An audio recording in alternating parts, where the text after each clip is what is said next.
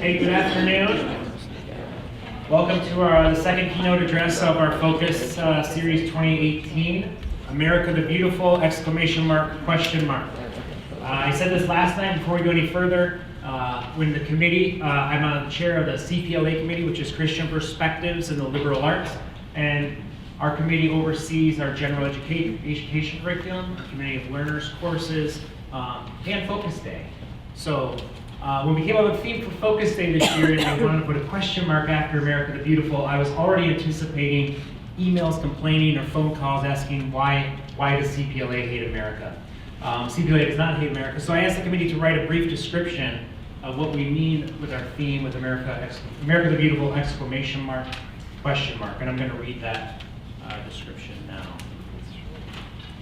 Both in the United States and around the world, various kinds of nationalism are gaining ground and globalism seems to be in retreat. This year, our Focus series will explore questions related to nationalism and its origins. What does it mean to be both a Christian and a citizen? How might nationalism contribute to the common good? What does nationalism mean for minorities, migrants, and others who are excluded by the dominant narratives?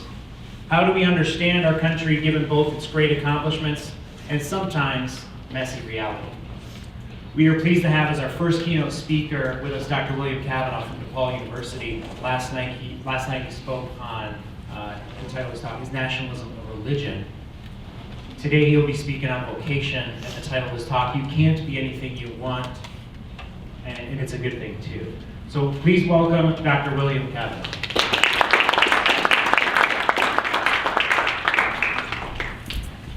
Thanks, Robbie.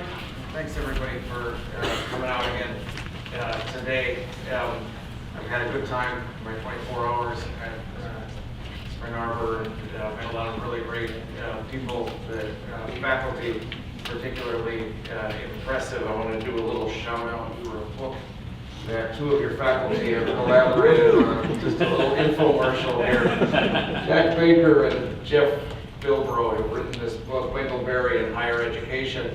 And it has something to do with the topic that I'm going to be talking about today, which is kind of making wise decisions in the context of higher education, about what am I going to do with my life and how we promote that. I don't really know how it fits in to the focus topic on nationalism. I did the talk on nationalism as a religion last night, but it does kind of fit into this broader question of discernment, and the kind of discernment that we hope is going on here, and the relationship between Christian faith and culture.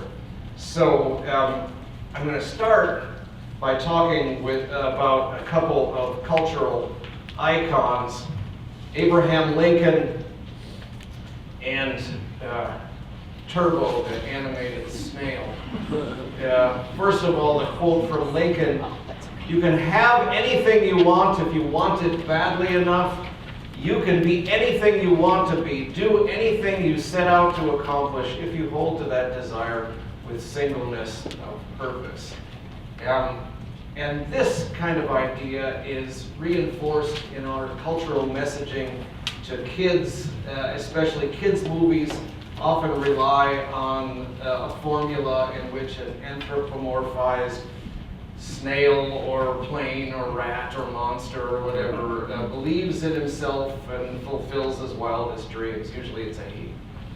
Turbo is a movie about a snail who dreams of being the fastest racer in the world. Some of you must be, I guess it's a kids movie. It came out in 2013. Has anybody seen it? Okay. Excellent. Okay. Yeah, it's not Citizen Kane, but anyway. Planes, the movie came out the same year, where Dusty, the animated airplane, believes in himself and fulfills his wildest dreams, yada, yada, yada. All the kids' movies seem to come out of the same cookie cutter.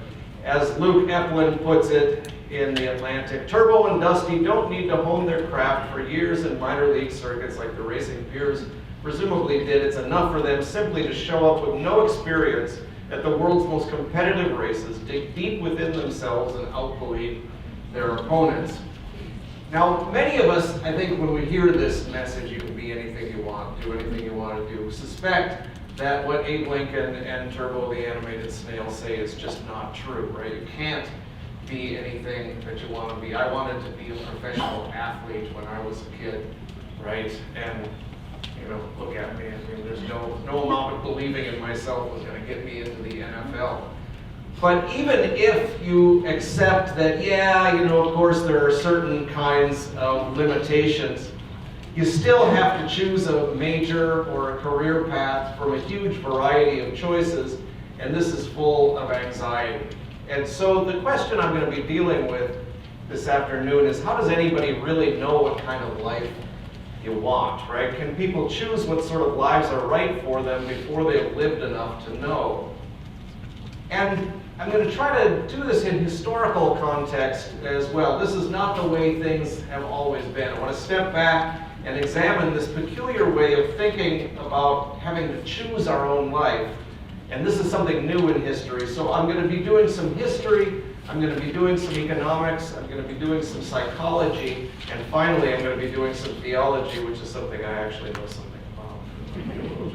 So the outline goes like this. So I'm going to look at the history of these economic changes, the psychological effects of too much choice, and then theological resources for responding.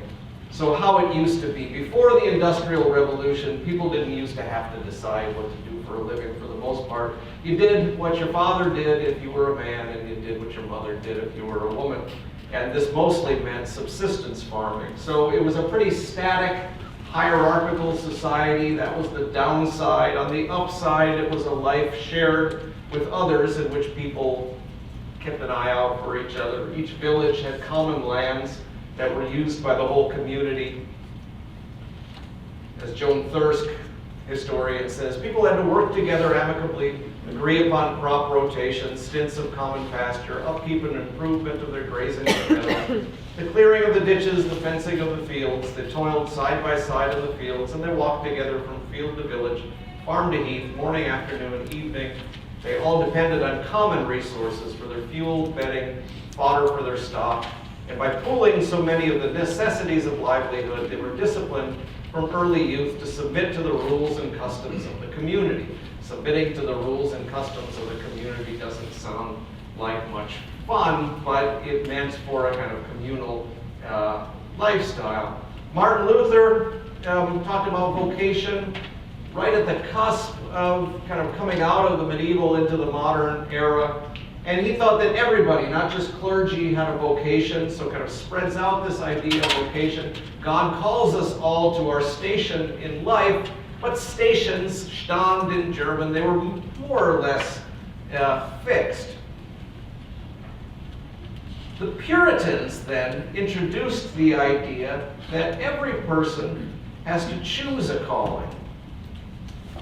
And vocation then becomes synonymous eventually with employment or work. There's a long history here I'm not going to go into. And the result is that the sacred and the secular eventually split apart, and vocation lands on the side of the secular. This is not just an idea that some theologians had. It reflects a change in the economy around the Industrial Revolution. Massive dislocations of people from farming and craft industries into large factories. So laborers were freed from the land and sent into labor markets where they had many more choices on what to do. And more choice sounds lovely, but there were winners and losers in the process, and I'll start with the losers in the process. There was a process of enclosure of common lands. And so what happens is that there's typically a village will have all these lands that are used in common, and everybody had access to them, and they were eventually privatized, and usually, sometimes by legal means, sometimes by other means, the large landowners ended up owning those common lands, and the peasant farmers were driven into factories.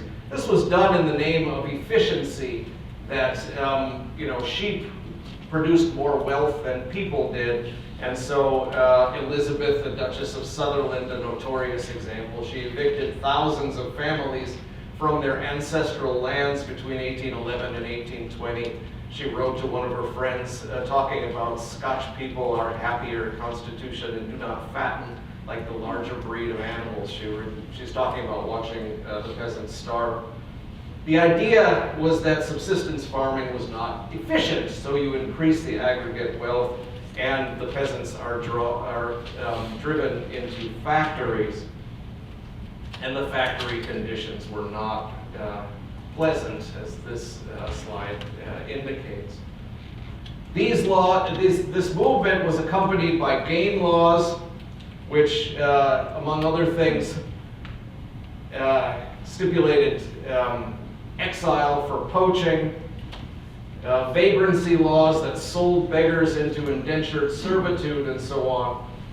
And Christian literature at this time becomes permeated with this emphasis on productivity. There arises this whole literature on sorting the deserving poor from the idle poor, and the deserving poor were put in almshouses, and the idle poor were driven into workhouses. They supposedly were people that were unwilling to work. The deserving poor were to be given Christian charity, the idle poor condemned and punished. And vocation in this process becomes synonymous with work. John Locke recommends starting work at age 3. Jeremy Bentham lamented all the lost labor from ages 4 to 14. So he thinks that they should have started working at age 4. This whole process by which some people become owners and some people become laborers then is something that is usually avoided. We think that some people are rich and some people are poor, and the story we usually tell about this is that the rich people must be descended from very hardworking, industrious people, and the poor people from lazy people. So we tend to associate wealth with hard work. The historical record shows that oftentimes wealth is associated with violence. Michael Perlman calls this whole process an uninterrupted story of coercion, and the process continues today in the Gambella region in Ethiopia, for example. People are being driven out of their ancestral lands, and the lands are being turned over to large corporate agribusinesses, usually from other countries, and this is happening all over the world. There's an interesting book on this by Fred Pierce called The Land Grabbers, and it's about the last roundup of common lands. And I think this needs to be said clearly, that billions of people in the world have few choices. They've been pushed out of traditional communities and thrown into a merciless labor market. And so part of the irony here is that freedom is created, the free market is created in no small part by coercion. But there are winners in the process as well. So far we've just been talking about the losers. Most of us are on the winner's side.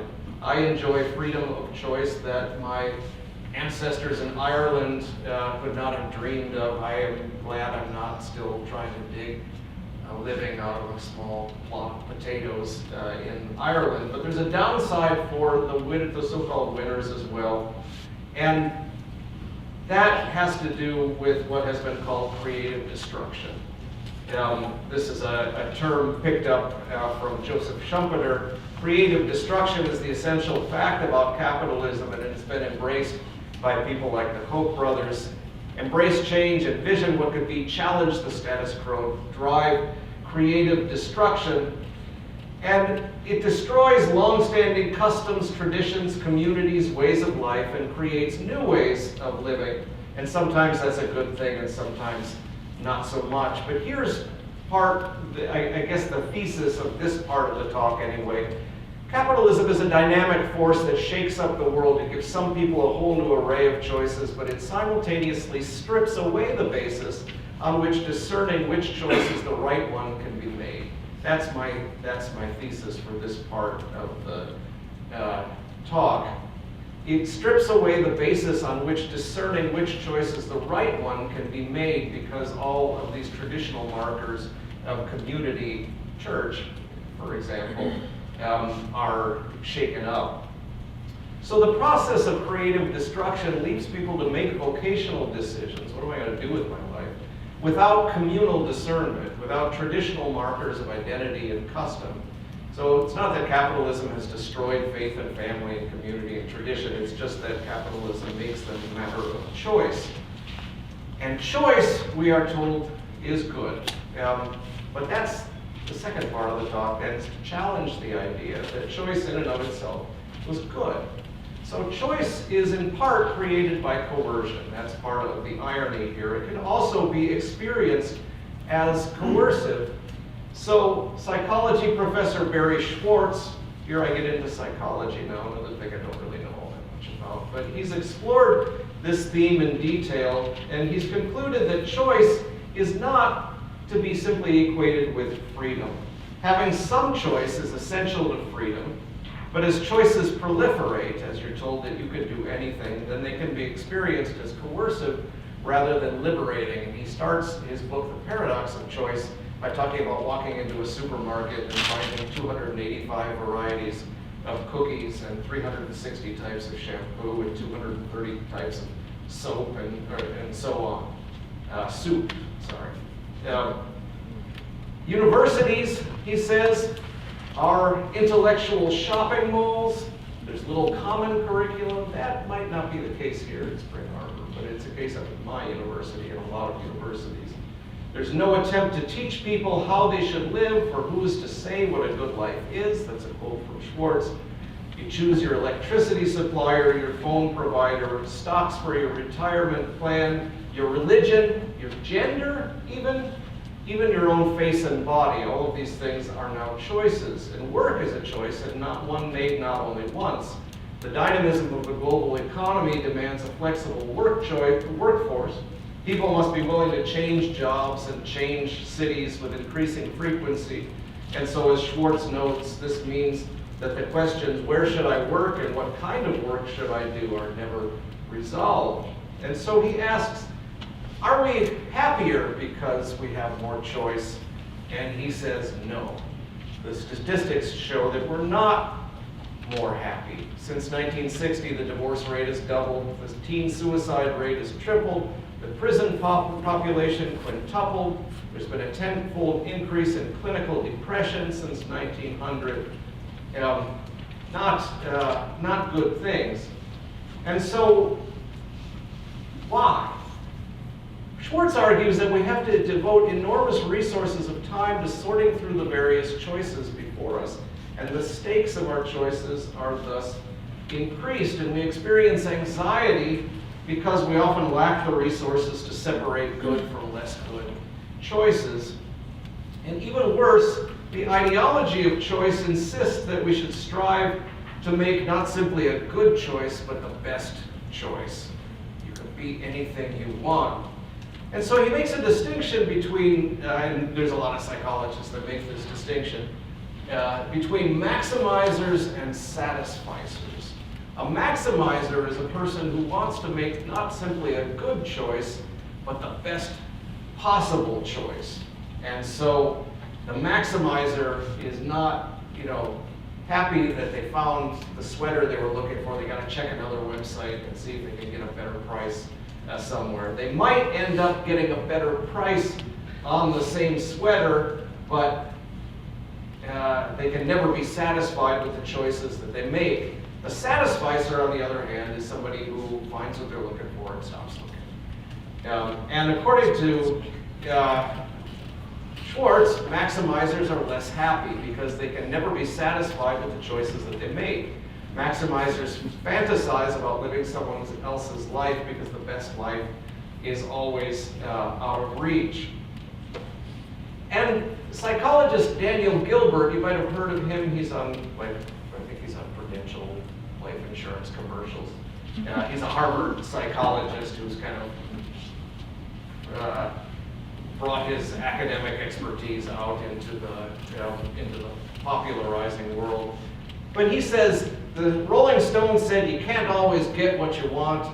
And he says, I don't think that's the problem. The problem is you can't always know what you want. And so he's done a number of experiments over the course of the last couple of decades which show that people are very bad at knowing what they want. It's not just that you can't get what you want, it's that it's very hard to know what you want. This goes against economic theory, a lot of economic theory that assumes that consumers are rational choosers who seek to maximize the fulfillment of their own wants and therefore know what their wants are. But that claim is increasingly being contested by psychologists. And so Gilbert talks about three things: the impact bias.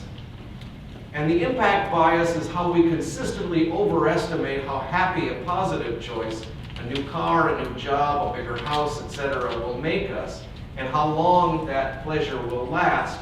And likewise, he says we adapt more quickly to bad things that happen to us than we can predict. So we're dying to get that new, iPad or house or car or whatever, and we're just convinced that this is going to make us really happy.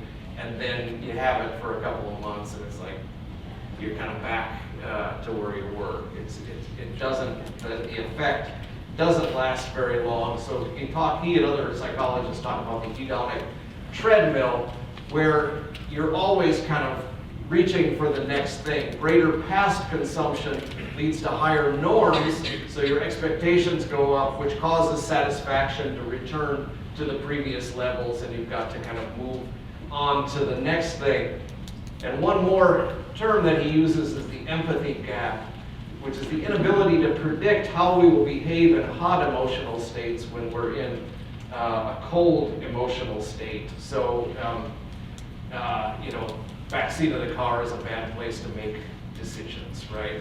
That's the kind of argument here, that we think that something is really going to make us happy, and then we end up thinking, why did I think that working 80 hours a week in a law firm was going to make me happy? Why did I think that taking a job so far away from my family is going to make me happy? And the proliferation of choices makes the problem of adaptation worse by increasing the amount of time and effort required to make a decision. If agonizing over a decision for months produced long-lasting results, that process might be seen as worth the time and the effort required, but such positive results are rarely forthcoming. Advertising makes all of this worse by promising what it can't deliver, and so we end up making all kinds of choices, small and large, that we inevitably regret. And all of us right now in this room are thinking, well, some people do that, but not me, right? And that is the empathy gap, right? Our really bad our inability to see that that's what we do. So we end up making choices that we regret, and there's a couple different kinds of regret that Schwartz talks about. Regret occurs only when people feel sole responsibility for their choices, so it's impossible to regret decisions other people make.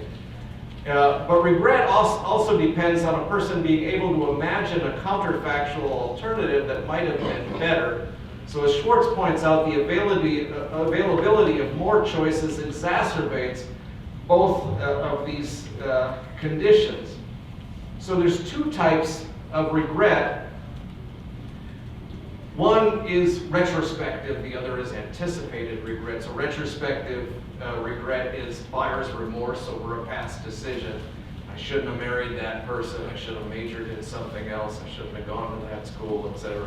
Anticipated regret is despair over our inability to make the right choice before the choice is even made, and that is this kind of paralyzing condition. I'm an advisor, in addition to being a faculty member, I'm an advisor, and I'm always dealing with students that find it kind of paralyzing, that they have to kind of choose their life in front of them. And a lot of students put off choosing a major or a career or making a commitment to a partner or a spouse. Marriage is not as common as it once was, because you got to live with somebody, because you don't want to make a wrong decision, because the stakes are just too high.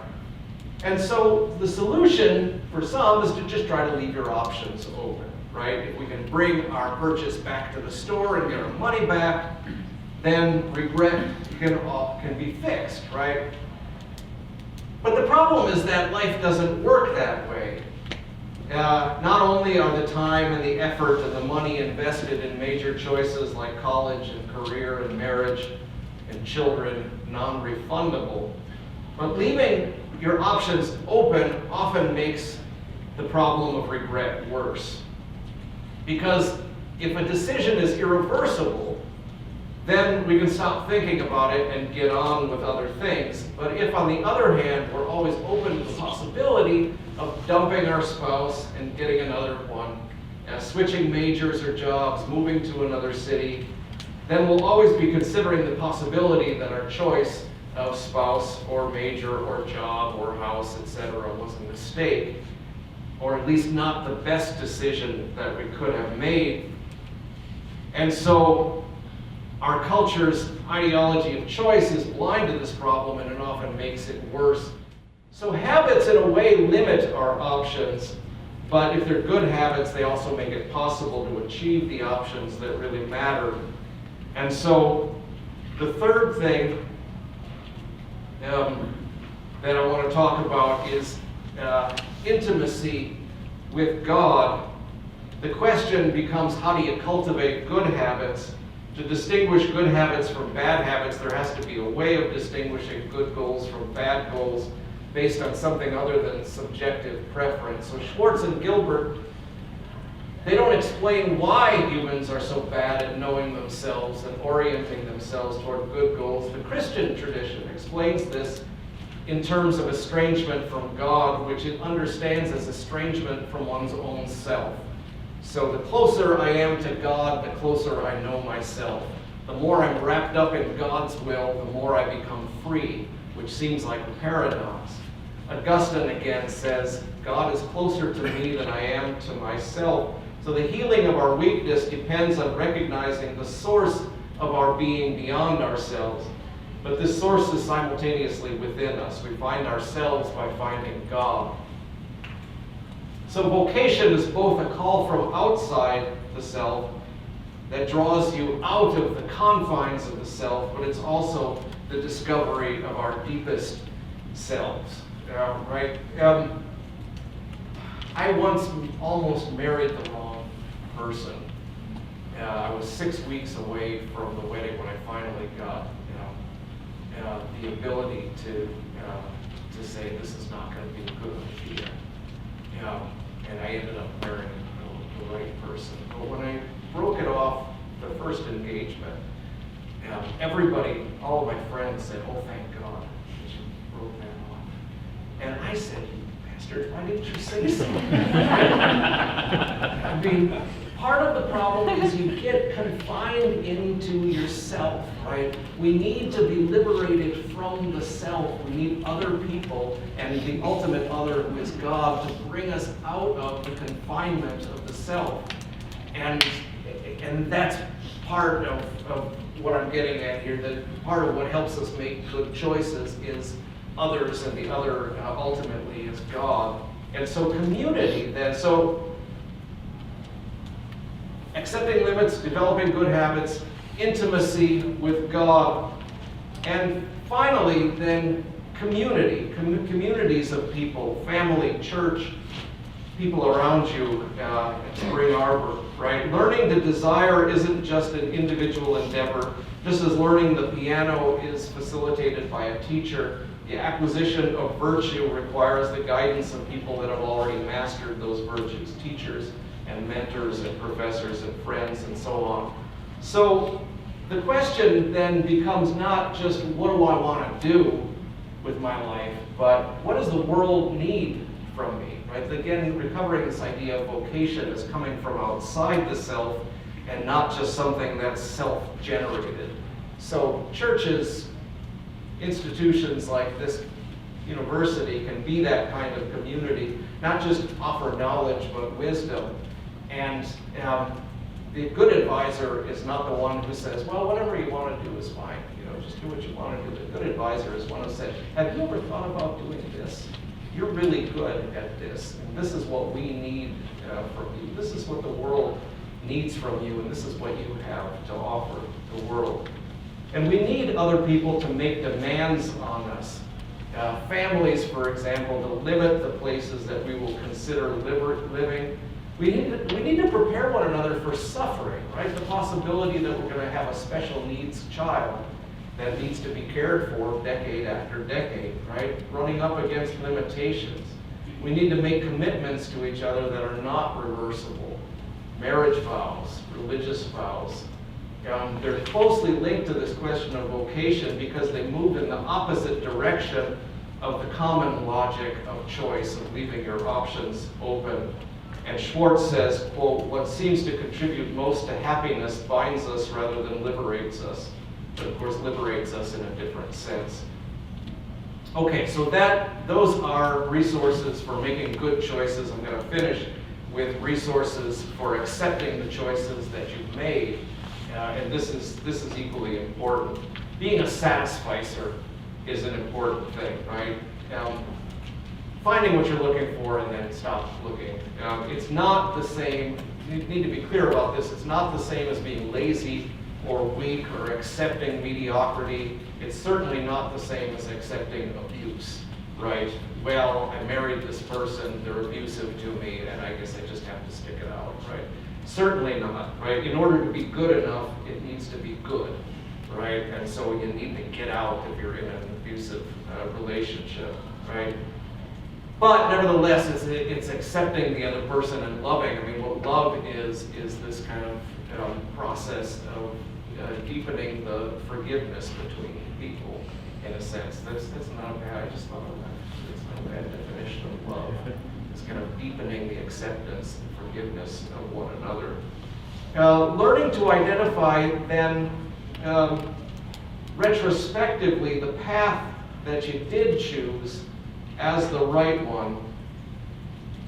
And it may not be true that you can be anything you want to be, but you might find instead that you've become the person that God has called you to be, even if you would not have chosen your life out of all of the possibilities, as if you could even know what all the possibilities were. And again, some choices are wrong choices, right? And we need other people to help us recognize when choices are wrong. So not just resignation to cruel fate, now I'm stuck with this by God's will, but the idea is to take our story as unfinished and hold to this view until we transform what we've been given from fate into destiny. And I get that way of putting it from Sam Wells, who talks about turning fate into destiny. How can this gift be understood or used in a faithful way? What does the way we accept this gift say about the kind of people we are and want to be? What can or has this gift become in the kingdom of God? And he talks about this in terms of a theatrical term called over-accepting. And that's when in improv theater, somebody presents you with something and you try to weave it into a larger story. He tells the example of a concert pianist on stage playing a beautiful, Mozart, and then a child runs up on stage and starts banging on the keys of the piano, right? You could have the child removed coercively. You could just let the child bang on the piano and ruin the concert, or you could put your hands around the child's hands and weave the child's discordant notes into a new kind of beautiful sort of melody. And that's the metaphor he uses for what God does with our discordant notes, that God is weaving those into a larger story. So it's not just accepting fate, resigning oneself to fate. It's not, on the other hand, refusing and trying vainly to assert one's freedom to choose. One tries to discern what God, like the concert pianist, is doing with one's life by asking how one's life might contribute to and fit into the larger story that God is telling in the world. So a Christian seeks to interpret the fog of his or her own imperfect decisions through the lens of this larger story, what God is doing in the redemption of the world through this community known as Christ's body. And so we're relieved in some ways of the terrifying burden of imagining that we're alone and responsible for our fates, that we need to make the best possible choices in order for our lives to come out right. So we can't be anything we want, in part because we can't know what we want. We're not these sovereign, rational choosers, but fragmented selves. And our hope is that in our encounters with others, the fragments of our lives be gathered up by God into a much more interesting story. So I'll stop there. Thank you.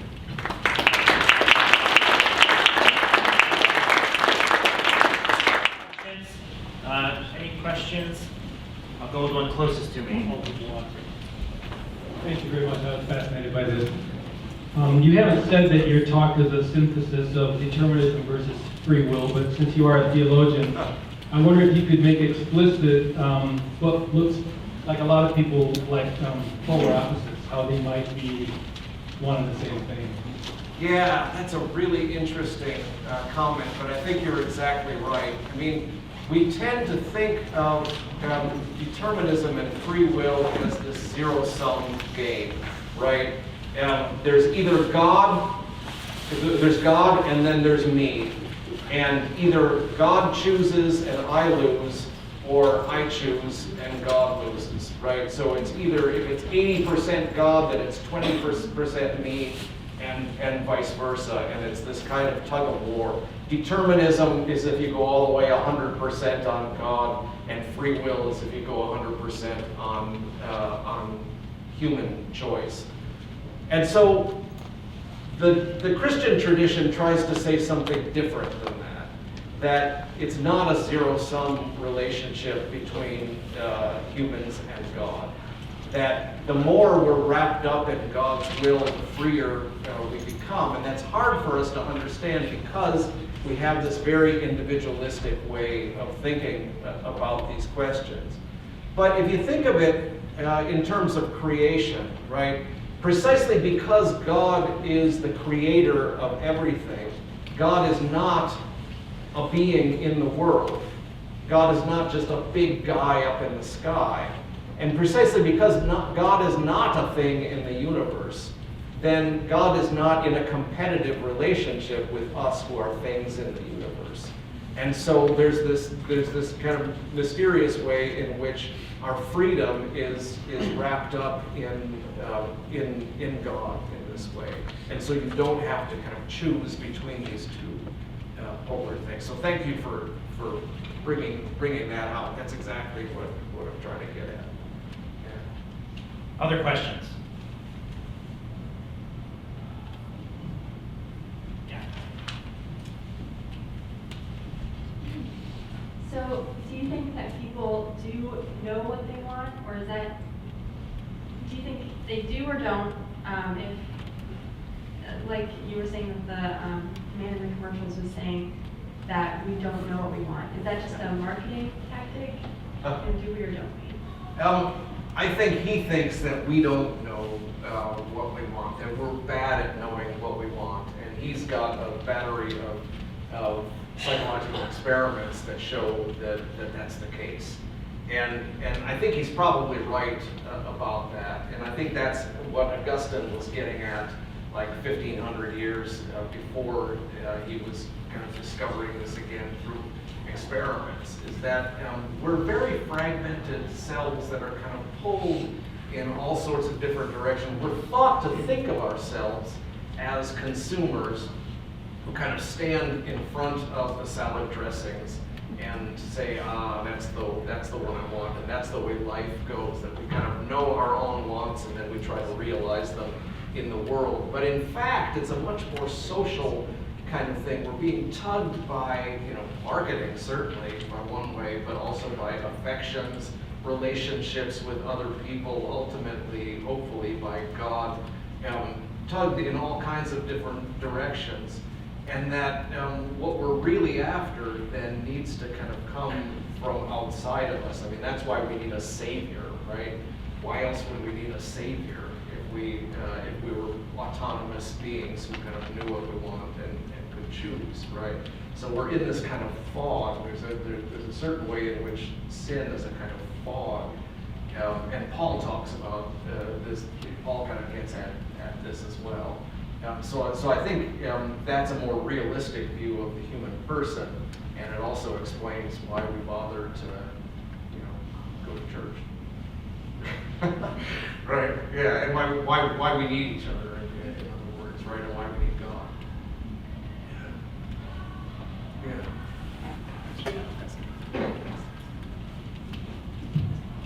I was thinking as you were talking, I mean, it seems like we're all kind of looking for our own vocation. Some of us discover them, some of us still up in the air.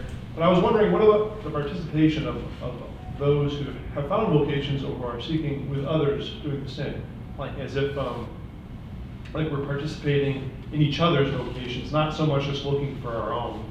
I was just wondering about that dimension of how we might interact with helping others find their vocations, because I mean, this is not just individuals, we're, you know, I guess together. Right, yeah, absolutely. Yeah, I think that's absolutely right. I mean, we should be looking for common projects to kind of be working on together, and not think so much in terms of I need to, I mean, you know, American Idol, you watch American Idol and some of these shows, right? This is what I want more than anything else in the whole world. I've worked so hard for this, and I just really, really, really want this, right? You know, and that's kind of what we've been socialized into thinking. You know, what do you really, really, really want, and then you impose that on the world, rather than saying, what kind of, you know, wonderful projects, what is God doing in the world, and that I can kind of get involved in and contribute my talents to. And we oftentimes need each other to call ourselves out. I mean, you need your friends to say, are you really dating that guy? You know, but you also need your friends to say, you're really good at that.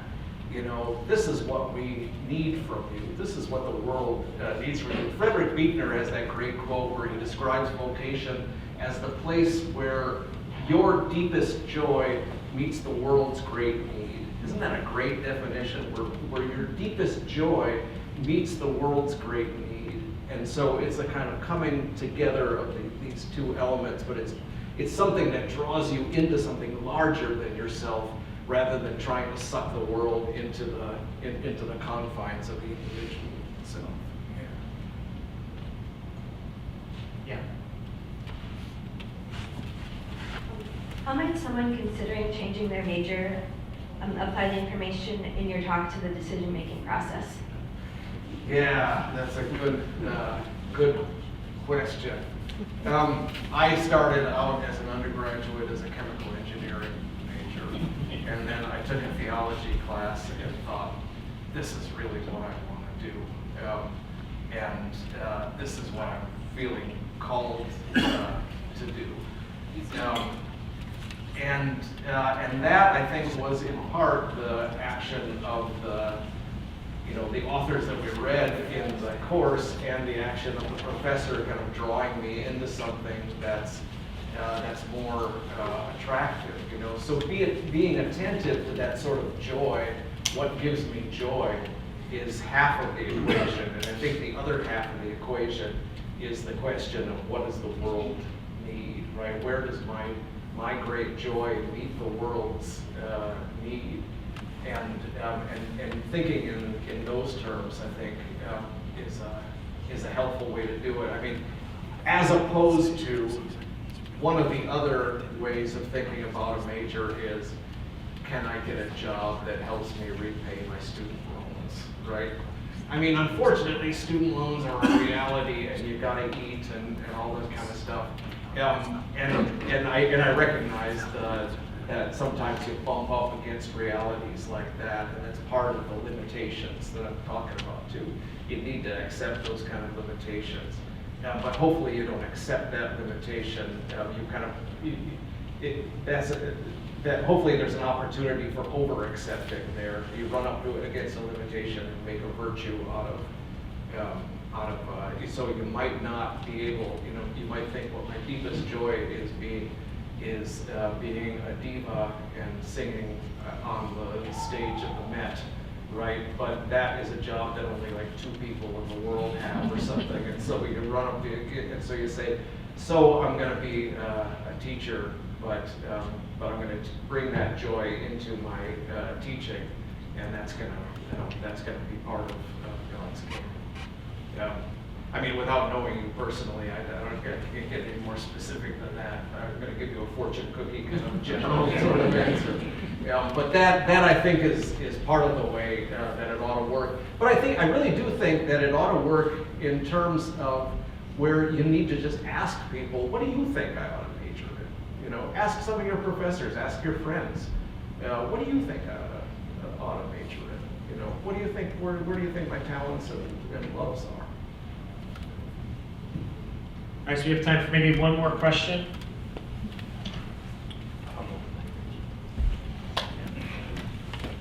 So I'm thinking about this idea that we don't know what will make us happy. And I'm thinking about Plato thinking our problems is ignorance. What we think will make us happy doesn't, because we don't know what will make us happy. As opposed to St. Augustine saying, no, our problem is we love the right things wrongly, which one's tilted, it's kind of an ignorance, and other. Do we know ourselves? Is there a difference between what Plato and Augustine are saying there, or how are they compatible?